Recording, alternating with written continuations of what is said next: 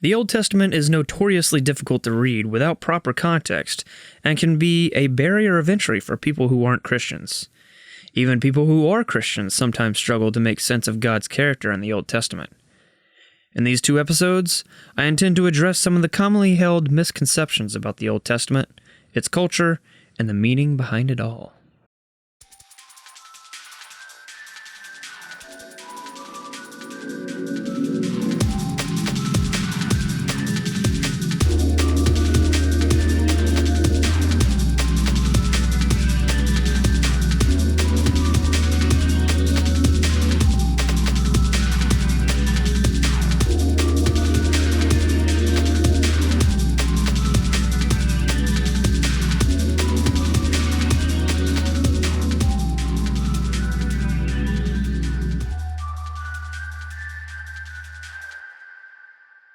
Hey, I'm Bailey. I'm Michael. And I'm David. And welcome back to part 2 of Is the God of the Old Testament Immoral episodes of the Facing the Gates podcast. That was a cogent sentence. Yeah, part 2 Electric Boogaloo. Yeah, basically. So, in the last part, we talked about a lot of things, and I'm not going to recap it, so you should go listen to it. Yeah, seriously. Go listen to it, please. In this part, we're going to talk about some less questions, but they're bigger issues. And just as a reminder, preface, this is not a historic account/defense of the reliability of the Old Testament, as I did with the New Testament. That is outside the scope of this episode. And as I mentioned in the first episode, Jesus himself never sought to correct the Old Testament, only the understanding of it, so that should be enough to get us started. And also the preface. These questions are not necessarily our opinions. They're just questions Bailey thought would be good to bring up in this context and everything. Yeah. It's questions people do bring up. Not necessarily your questions, but it is questions that people bring up. And the purpose of this episode, as I mentioned in the first one, it's more of a historical debriefing of ancient Near Eastern culture and practices. Because if we can see the way people at the time saw them, perhaps we can get a better understanding of the text. And once again, this is based off of the notes I've taken from Paul Copan's book, Is God a Moral Monster? If this interests you at all, go check out his book. And without further ado, I will let you interrogate me with the question 1 of 2 of this episode. Dun, dun, dun. So, Bailey. Uh-huh. It's a big one here. Oh, boy. Massive question. Mamma mia. Didn't the Old Testament condone slavery? What are your thoughts and views on that? Well, not quite. It condoned indentured servitude, not outright slavery like we think happened in early American history. In fact, lifelong servitude was prohibited in Israel. Let's not forget that God brought his people out of slavery from Egypt. It would be counterintuitive to assert that God actually wanted his people to be enslaved after that. Unfortunately, though, slavery was par for the course during this time, and poverty was a prevalent problem as well. Oftentimes, people in the ancient Near East would use indentured servitude for a limited time as a means of repaying debt. These are contractual agreements set for an agreed upon period of time. So when certain translations of the Bible use terms like slave and master, they can be a little bit deceiving to our Western eyes. There's also debates among translators that render the Hebrew word ibed as slave in English, because ibed is not necessarily as harsh as slave. That and our modern context of American slavery comes to mind. When someone, quote, owns someone in the Bible, it's not speaking in literal slave-like terms. It is more like when a certain sports team owns a certain player.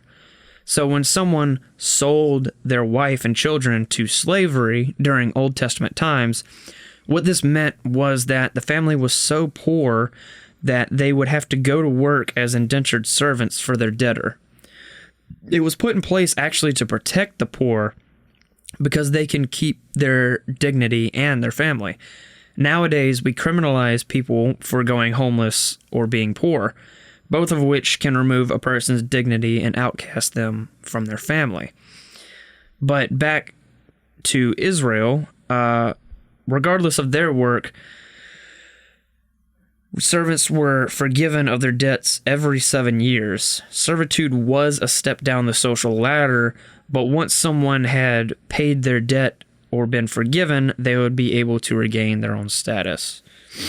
There's more to that, but I'll let you give your thoughts. I mean, and you can look as recently as colonial times and even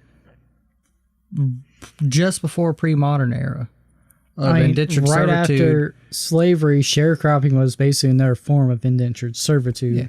Or Or say slavery, working, depending on how your viewpoints are on it. or people coming from overseas to work like on a visa and are paying for their living quarters by working, say, a farm, a mine, a business. Especially, I know around here, a lot of people would bring family over from India to come work and help them build a business, and their payment would be a place to live, food, all that. Just like a child working for their parents, they might not necessarily see fiscal gains, but they have a place to sleep and all that, yada, yada. Yeah. But I think the issue comes when It comes from the context that we when we think of slavery and we see slave, we think, like American and European slavery, and where we also kidnapped people. the use of the Bible for those types of slavery, because as we know, Yes. in the U.S., they use the Bible as reasoning behind. Yeah, and Yes. also Why another issue that slavery comes was apart. People also use the Bible to argue against slavery. Yeah. And another issue that comes up to mind is during the colonization era of America, a lot of those indentured servants didn't live long enough to pay off their quote unquote debt, or it was never possible for them to. Yeah. But it's a total, when you look at it, you got to look at it from a pre-modern lens, where sadly slavery and things of that nature were very common. Yeah, like I believe And again, as we've said, and not to cut you off, go ahead. but in the previous episode, just because it's in the Bible does not mean Not mean that it's condoned. precisely. Yeah. I think the number was 95% of Rome during the time of Jesus was enslaved. Yeah, and if you look at So that was kind of just like the overwhelming norm. So people get mad at, like, and this is a side issue. People will get mad and say, "Oh, Jesus should have just outlawed slavery. He should have just done that outright. He should have He would have spoken." been killed on the spot if he tried. Exactly. I mean, like, Unfortunately. people have to do, like, he laid the groundwork for that to happen. And if you look historically, it was Christians who in that area of the world got slavery abolished. Yeah. And when slavery later in Europe was abolished, it was pushed by Christians. Yeah, so and I a lot mean, of the, he kind of laid the groundwork for it. He just didn't do it himself because he couldn't. I mean, for the South, they had to have an illegal underground operation to free slaves. Yeah. For Christ's sakes. and that was only Not very long ago. Yeah, in the grand scheme. And if you look at medieval times, what were peasants besides slaves to the state? Yeah, they worked on their lord's land. Yeah, or you followed exactly what the king said, and you might as well be a slave. Now, granted, your punishments aren't as harsh as what we think of slavery as, but you were still bound to a certain thing by a power. Yeah. So another thing is slavery in the Old Testament is a lot different from slavery in more recent times. For example, the treatment of servants in the Old Testament was strikingly different from modern slavery. For one, servants were treated as people, not property. If a servant was ever beaten by their master, the master was required to forgive their debt and let them go. If a servant died because of their master's abuse, it was considered murder. If a servant were kidnapped, the kidnapper would be sentenced to the death penalty. Obviously, these laws were in clear favor of protecting the dignity and humanity of the servant, especially when compared to American or European slavery centuries later. These laws still weren't ideal, but the Old Testament constantly pointed toward the future and gave hope to the people of Israel of a coming Messiah. And also, if we compare the New Testament on the slavery, we see that in Christ there is no Jew or Gentile. We can translate that in modern terms as, in Christ there is no black or white. The book of Philemon tells the story of a runaway slave. Paul tells the slave to return to his master and writes the master telling him to forgive his slave and set him free. This is absolutely unheard of in a time in history where somewhere between 85 and 90% of the population was enslaved in Rome. The idea of just abolishing slavery also wasn't exactly plausible during this time. With slavery so deeply embedded into society, if someone were so much as to utter the words, "free the slaves," they would be swiftly killed by brute Roman authorities, which is something we mentioned earlier. Instead, the New Testament authors did the best that they could at that time.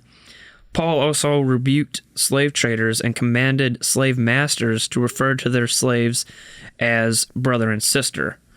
Jesus even himself quoted the book of Isaiah when he said, "The Father sent him to," quote, "proclaim freedom for the prisoners, to set the oppressed free," end quote. This is in Luke 4:18. So hopefully this puts to rest the question about God allowing slavery to rest. Yeah, I'll let you give your... And again, it comes down to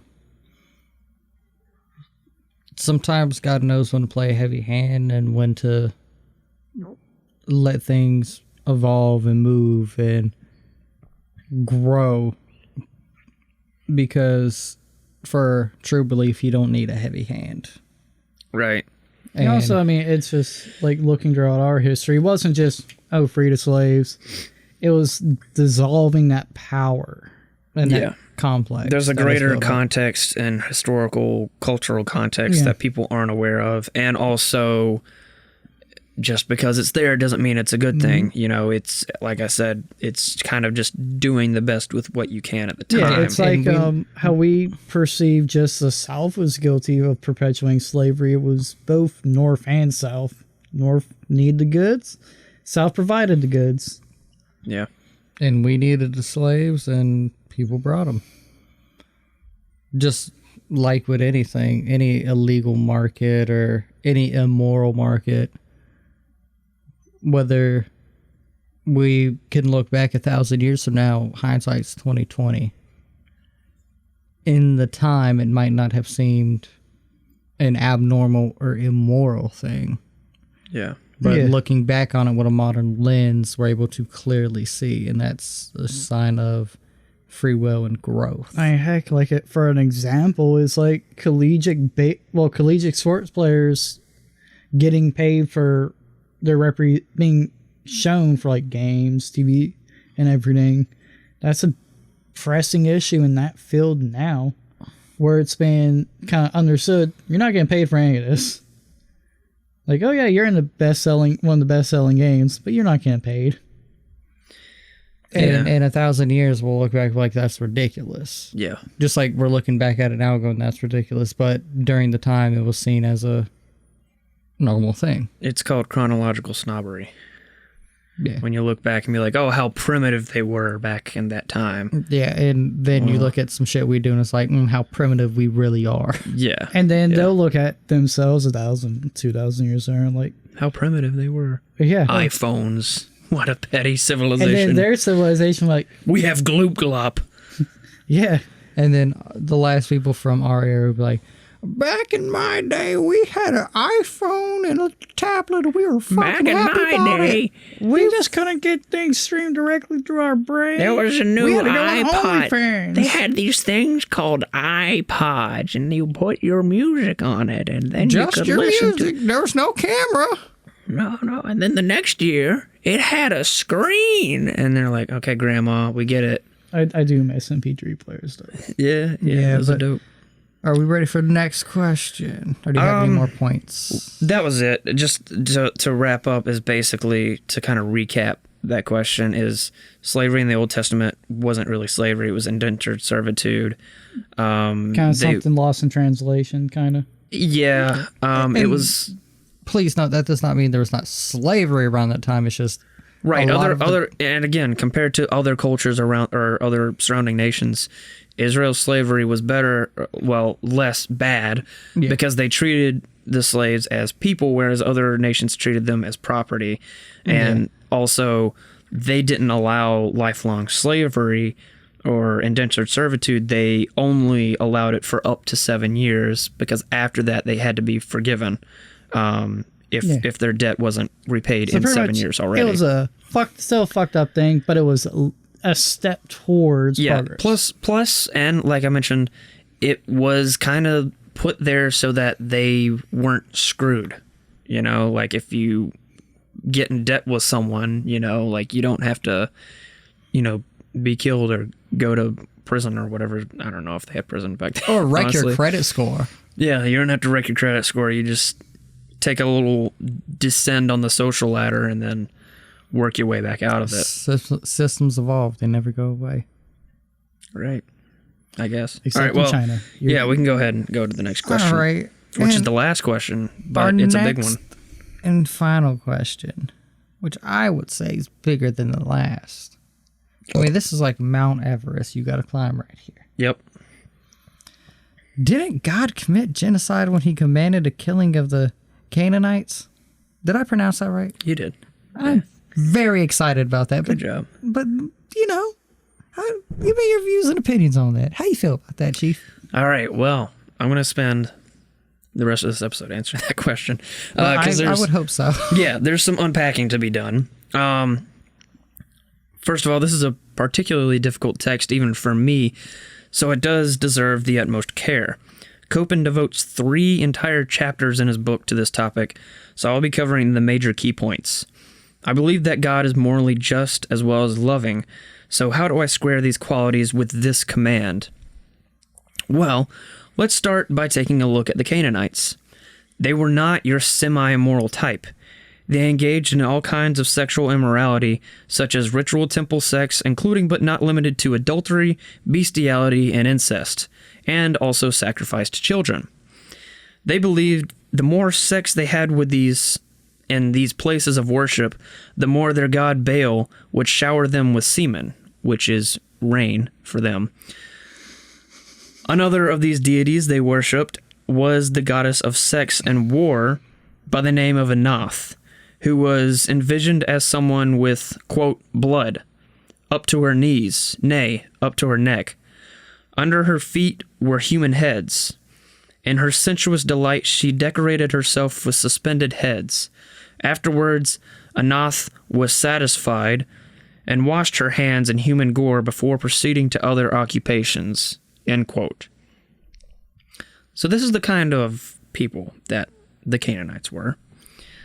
Real quick, honey, go I'm ahead. going to work. I gotta wash my hands. Yeah, this dead body will do just fine. Yeah. You know, I So- got like 10 other occupations I gotta do. Yeah. Now, this is unfortunate, but we all know that there's eventually a point of no return for some people.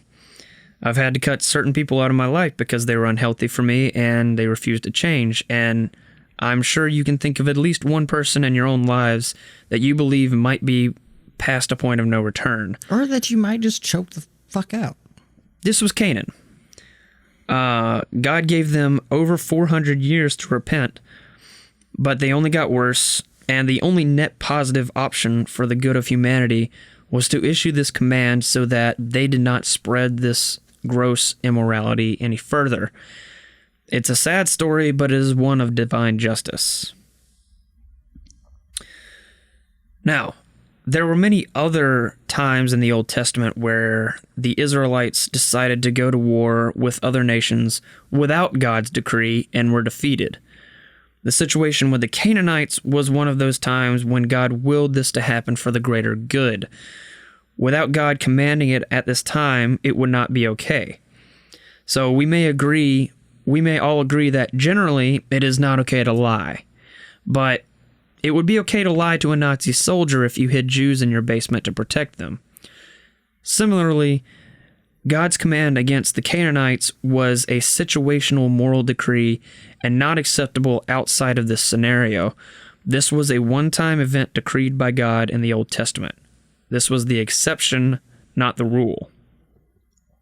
There's a few other things I have for that, but if you have any thoughts, I'll let you go. I'll let you continue. Continue. All right. Well, when we refer to genocide, we are typically referring to the mass killing of an innocent ethnic group. We think of the Holocaust or the Rwandan genocide. But in the story of the Canaanites, however, they were not innocent people, as we discussed earlier. Israel was also not xenophobic. In Genesis, God tells Abraham that he would bless his lineage. He would bless all the families of the earth. God's judgment fell on all people also, not just the Canaanites, but even Israel. God said in Leviticus 24:22, quote, "There shall be one standard for you. It shall be for the stranger as well as the native," end quote. So Israel was not acting out of racist or xenophobic attitudes. Israel was also not your typical army. Wars were only allowed to be called by prophets, as opposed to kings or tribal leaders. Soldiers were not allowed to plunder. Soldiers also weren't professionally trained, as they were generally a ragtag team of civilians. God wanted to reveal to other nations his sovereignty, which is why he used these strange and backward-seeming methods. Any thoughts yet? I'm going to blast through this if you don't have any thoughts. The one thing I'm just reverting back to is most people would kill for something. There's something out there they would kill for. Mm-hmm. Whether it's family, whether it's their property. Hell, some people just for sport. And depending on your lens, for if you could even attempt to put yourself in a position like that, say you got a farm. Mm-hmm. You got a bunch of chickens. Someone keeps breaking in your chicken coop every night and fucking the whole situation up. And more of them just keep coming. What you gonna do? You gonna let whatever's fucking your chickens up just get away? Or you gonna kill it? And you gonna kill all of them? Yeah. I mean, everyone has something they would kill for or do or be violent for. And doesn't make it bad. Just fact of life. Fact of it all. Someone breaks in my house and tries to attack my family, I'll do what I have to do to protect my family. I won't feel fucking bad about it, and no one's gonna look and be like, yeah, that's real fucked up what Michael did. Yeah, dude broke in his house, beat the shit out of his family, tried to kill him. Because context is everything. Yeah. It's not like you went out and killed a man. It's like you were defending yourself. Yeah, and in hindsight, we can look back and see, by reading and trying to get a better understanding of the context of the situation, why God committed this and why it had to be done to save his people. Appreciate that. David's alarm. And so that's the thing that just keeps coming in the back of my mind. Yeah. So before I continue, one thought or question I had just for you is, I mean, obviously I've gone into this answer a little bit, but how does it make you feel? Let's say that Christianity is true, God is, the God of the Bible is true. Put me in Christian shoes. How does it make you feel that this God commanded this? I mean, it's... Because, I mean, I can tell you how I feel, but I'm just curious where it is from your perspective. If, let's say, I was fresh shoes, no context, and I just learned about this, me being the person I am would want to know why. What caused this? Why was this action taken? Just like anything I've researched in history. It would give you pause, basically. It would make me evaluate and learn and try to get a greater grasp upon the knowledge. So if you read this in the book of Judges, you'd be like, well, hold on, I need to do some homework. Yeah, I need to go back. I need to reread a bunch of shit. Or Joshua, sorry. Just like when you read about the Holocaust, you go back. Now, granted, these are two very different things. Right. But you go back and you want to know why. Mm-hmm. What led to this? How did this happen? Or if you're looking at a modern example, well, a more modern, the situation with the kids in cages. Why is this happening? How is this happening? How do I feel about this? Mm-hmm. Instead of being overreactive, because you're going to have a emotional reaction to it. Mm-hmm. But to get a better grasp, to understand it, you have to get a better grasp of the context of it. We can sit there and be like, oh, yeah, Hitler just wanted to kill all these people just because. That doesn't teach us anything. Mm-hmm. Just like saying, oh, yeah, God said to kill these people, or, that's for lack of better terms. Just because. That doesn't teach us anything. So it's not necessarily an issue with me. It's just something that I would use as you need the context. I would search for the context and use it to think further upon and to see the correlations in things with this. If that makes sense. Yeah. So it's not going to send me away, but it's going to be one of those, let me think about this moments. Right. See, for me, because I do know the context now, obviously, because I read that book and then wrote this out. If I were to ask you the exact same question that I just asked you, for me, how do I feel about that? To be honest, even still with the context, it still makes me a little uncomfortable. Yeah. I still, I guess maybe maybe it was for the greater good. Maybe that's something that absolutely did need to happen. But I guess it's just an uncomfortable call to make, and I don't know what would have happened if that call weren't made. Yeah. I mean, it very well could have been the best possible outcome to do that. Yeah. And because the closest we can put ourselves in is a life or death situation. Yeah. Where we have to make a call, and we, as humans, imperfect as we are, might not make the right call, and we have to live with that. Whereas we can speculate on if this was the right call, but if you are a Christian, you believe in... If you believe God is all good, then it was the best right call. Yeah. Yeah, because in some aspects you could think about it as either that or Noah's Ark 2.0. Yeah, a lot of people will use, oh, God is all good, I trust him, therefore I'm just going to turn my brain off and not think about the Bible. Still think about it. Which, to be fair, it's good to trust God, but it's also good to use your brain. He gave us free will for a reason, to think, to question, to learn, and to become stronger with him. Yeah. Instead of blindly following. Yeah, and this is a side note, I think I see, and this is a theme, which we're going to talk about this in a later episode.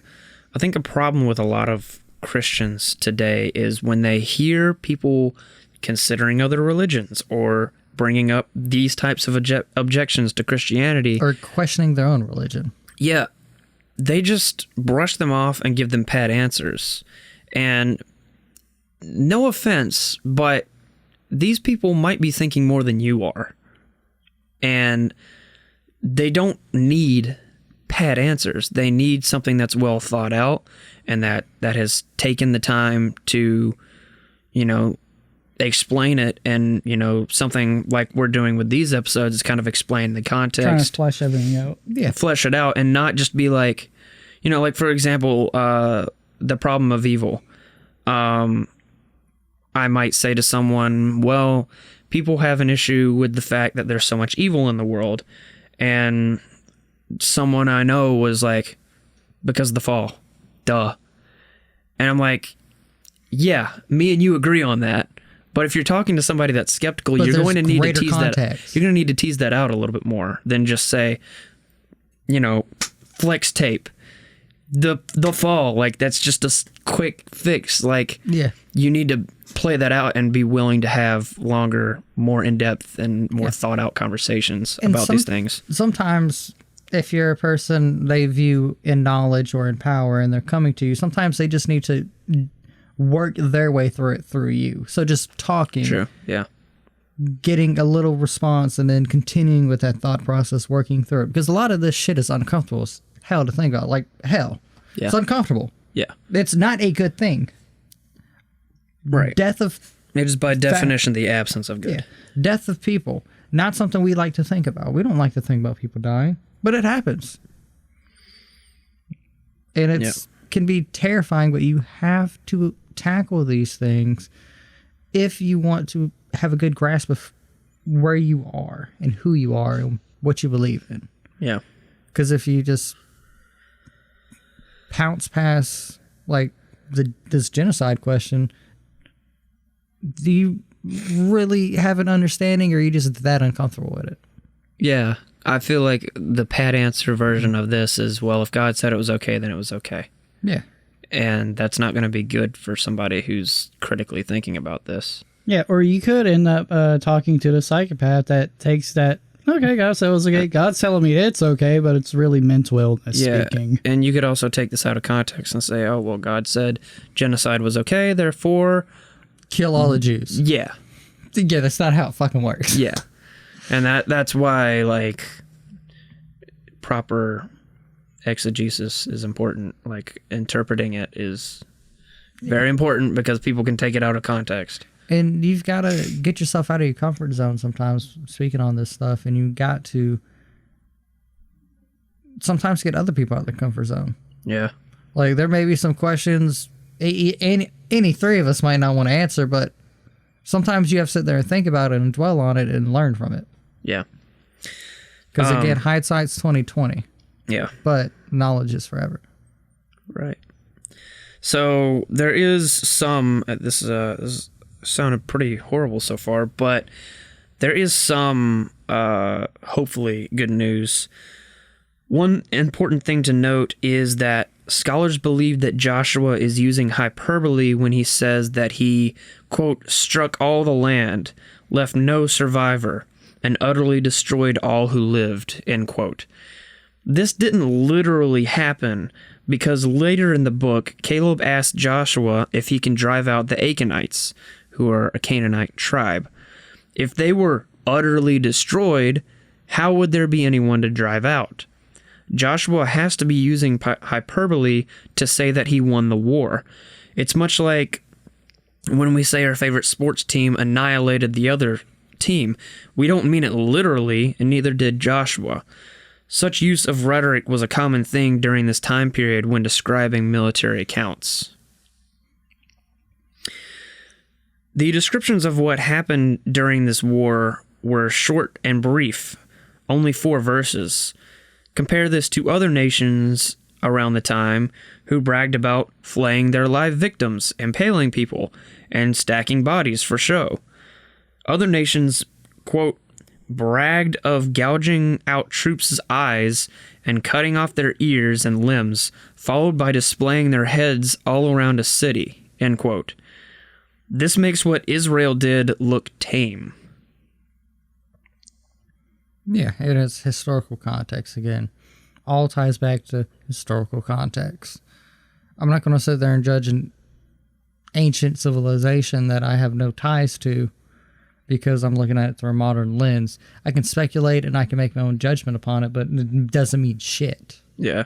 A lot of people aren't willing to do that and look into the context and of even it. in modern days, there's still people that just because you look different, they want you gone. Yeah. Unfortunately. People will just get like a surface reading of it and be like, oh, that's bad, and forget that this was written like 3,000 years ago, Yeah, and it's a different time and place. Or they'll get a surface reading like, I should do that. No, Instead of Yeah. no, when you said Aconite, my brain went somewhere. Yeah. But that all ties back to context, people. Yep. Read in between these fucking lines. Context is key. Get the whole story, not just the action. Even with like that last little bit about the context of annihilate, it's like, okay, they didn't all die. Yeah. Yeah, It's like making something super grave topic to talk about, like, not as bad, still bad, not controversial, but a little less so. Yeah, Like and you heard how like the exact Like a 90 out of 100 instead of just aced 100. you heard the quote of how like they were how other nations Yeah. acted, you know. Oh, I mean, Yeah. So I mean they they used to cut people's fucking hearts out and fucking pull them out beating. So I mean, Yeah. Come on. and they bragged about it, you know, and like that's kind of a similar thing going on is they're just using hyperbole to say like I mean, we won the war. down basically. the road, look at down the road in history. Look at what the fucking gladiators did. Massacred Yeah. helpless people and animals. They would fucking put up marine battles in a fucking coliseum and set shit on fire and fucking massacre people. Feed them to lions. Sometimes just eat them. I think we talked about this. Yeah, we did. Yeah. And again, watch those previous episodes. They'll tie everything together. Yeah. We build off of everything. Yeah, and I mean, unfortunately, historic events, ain't shit we can do about it. Yeah. We can just learn from it. Yeah. I mean, that's like if you got to kill an animal, you don't necessarily want to. Sometimes you got to do it for the greater good. If we don't kill deer, they would die. They'd overpopulate and die. So getting back to this question, there's a few other things I want to lay out. The primary goal of this conquest was less to destroy the Canaanites themselves, but to destroy their idols. That's why they were commanded to, quote, tear down their altars and smash their sacred pillars and cut down the engraved images of their gods, end quote. Idolatry was a major problem during this time and even became the source of judgment for Israel at many points in the Old Testament. When Israel worshipped other gods, they were conquered by the Assyrians, and then again by the Babylonians, so Israel was not immune to the judgment that befell the Canaanites. And also, if God did not command this, it would have been detrimental to where we are today. Imagine a world where the Canaanite religion is the biggest influence as opposed to Christianity. Imagine a world where having ritual sex and sacrificing children to appease a god was the norm. Thankfully, that's not the case, and we are a much more moral society because of it. Not only this, but the command against the Canaanites was necessary for God to have been able to redeem the rest of humanity and future generations. And in modern eyes, we actively attack those type of things. Like if a cult comes out and they're fucking kids or raping people or they've murdered a lot of their members, we actively go against that in modern times. We bully them. Yeah. I mean, look at Scientology. I haven't met one person that hasn't done some, like, Scientology bullying. Yeah. And Bully the president. all of our issues we argue about today are extremely easier to argue about than arguing with someone if fucking kids is okay or sacrificing a baby's okay. We've came a long way. And there's still places that will sacrifice children. Yeah. Or they will sacrifice another fucking person just because. Yep. Just And we because look it's at that as Tuesday. barbaric. Actual pagans do that. Oh, I'm thinking, Like actual Satanists. Not like the neo-Satanists, but like the real Satanists. Yeah. They hide in the deep dark corners. Not the The lizard atheist people. playing boogeyman. Yeah. Yeah, I'm thinking of a lot of isolated tribes in like Africa, the Amazons, where you may just come up with them killing somebody and eating it. Or it's Or because it was Tuesday. yeah, Yeah. and all of us think it's fucked up. So come on, can't play both sides of the coin. Yeah. And if you're one of those people who go like, oh, pedophile, kill him. And yet, if you would hesitate to go, yeah, maybe God was right, you're a little backwards. Or if you go, oh, he murdered someone, death penalty. Come on now. Think about it. Yeah. And so, it's a hard subject to talk about when you tie it into some modern things with a ancient context. Yeah. It's so difficult, but it's not as difficult to wrap your head around. Right. And this has kind of been the whole theme of the episode. We can't take the Old Testament out of context. We have to remember that it was pointing to the New Testament. Though the Canaanites were subjected to God's wrath, they were also offered a peace treaty.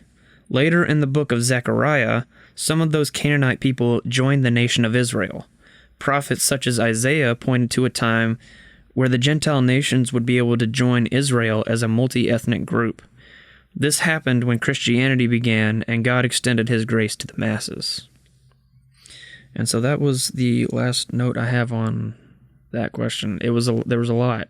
And there's a lot more that I didn't mention actually in his book because he's got, 3 whole chapters on this part.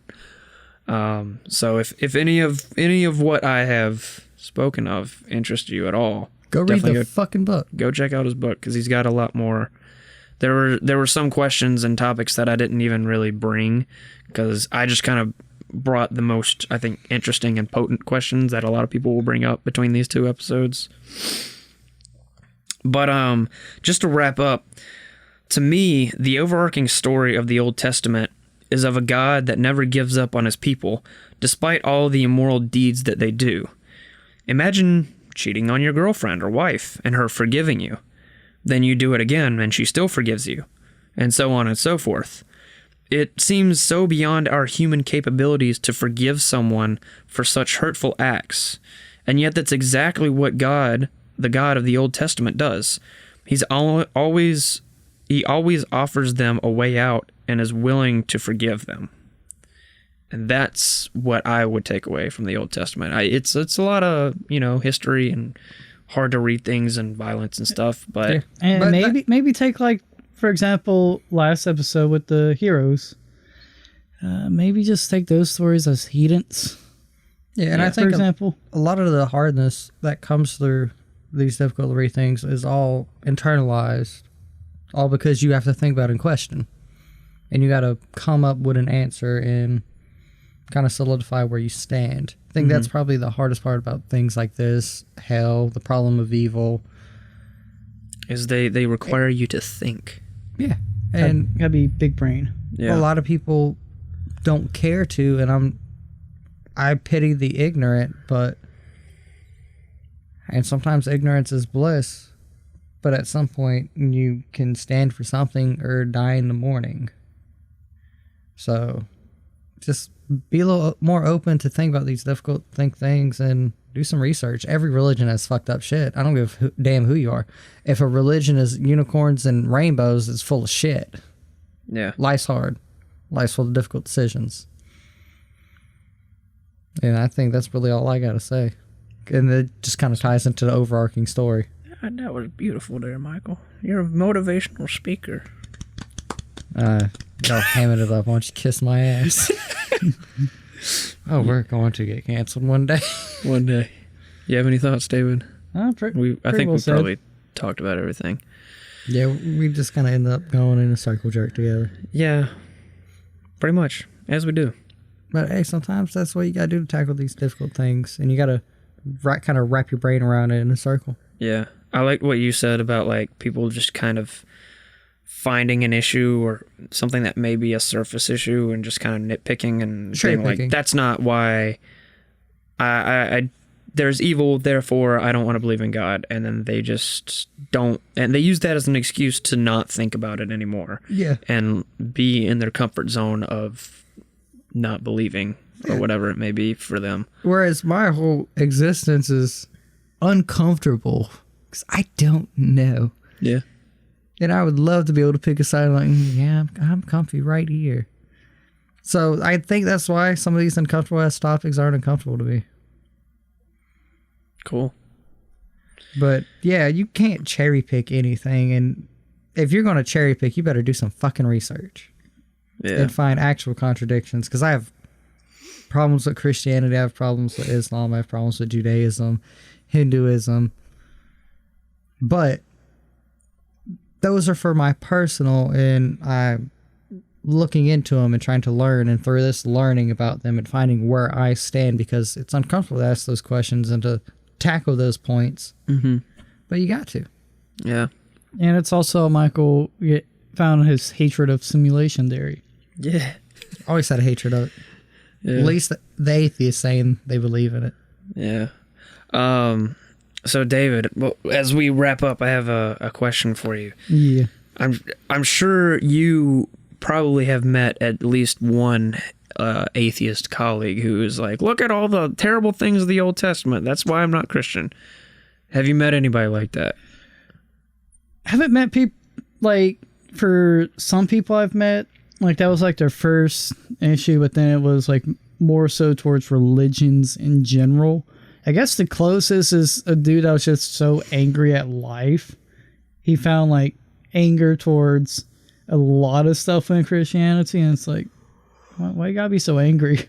Yeah. And it's like, this issue's not just Christianity. You have a bigger issue there. Yeah. You know this person. He's not a good person. But he was just so angry. It's like, dude, chill out. Well, like you should be a happy person regardless. Yeah. And don't be a dick. So in some ways, yes, but usually it stems from deeper seated issues, having a lot of anger. But there are some people that was their kind of first step, was like, yeah, I'm not really comfortable with believing in this for this. Mm-hmm. But then they got a little more nuanced stance versus just taking that one small thing and blowing it out of proportion. Gotcha. Yeah. But also, it's the South. There's not a lot of people that are like, yeah, I'm an atheist. Yeah. I've met... Well, you're a child of the internet. I'm sure you knew at least somebody. The internet, you usually don't talk about religion because that's how you get a lot of like death threats sent to your message. You're not on the atheist Reddit? No. They're terrible. Okay. I mean, I like going to like... They have a few stances which I agree with, but those are all political. Those aren't theological. They're all edgelords. Yeah. It's Reddit. Don't trust a single thing on Reddit. It's like, I don't like the Christianity Reddit. Or on Facebook. Because you see everyone like posting like the Christian things on Facebook. It's like, y'all don't follow this shit. Yeah, it's like, I know last night you went to the club. And just like when you ask a preacher about, hey, what does this mean? They give you a pat answer. I feel like that's a pat answer for a lot of people. Instead of identifying more specific things, we'll just go with vast generalizations and have no context or understanding of what really it is saying for any religion on why they don't like it. Yeah, you're not going to win somebody over by just giving them a quick 5-second answer. Yeah. Like, you got to take interest in them and realize where their personal issues are and give them well thought out objections to their objections and make them think a little bit more before you try and be like, yeah, it's because of this. And I don't know, there can just be such a matter-of-fact attitude about certain people sometimes that are just like, and it's going to turn people off. Yeah, and if you're a Christian and someone asks you those questions and you don't know, just be honest. Yeah. If you don't have a nuanced answer, you don't have more context, just tell them, hey, at this moment, what I'm going to say will sound like a bullshit answer. Let me come back to you on that.